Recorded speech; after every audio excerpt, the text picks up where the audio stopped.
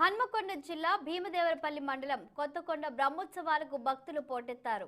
సంక్రాంతి పండుగ సందర్భంగా భక్తులతో కిక్కిరిసిపోయింది. జాతరకు విచ్చేసిన అశేష భక్తజన వాహినితో క్యూ లైన్లు రద్దీగా మారాయి. కొత్తకొండ వీరభద్ర స్వామికి గుమ్మడికాయ, కోరమీసాలు సమర్పించే ఆనవాయితీ పురాతన కాలం నుండి కొనసాగుతూ వస్తుంది. అలాగే వెమలవాడ శ్రీ రాజరాజేశ్వర స్వామి దేవాలయంతో పాటు కొత్తకొండ వీరభద్ర స్వామి ఆలయంలో మాత్రమే కోడె మొక్కులు చెల్లిస్తారు.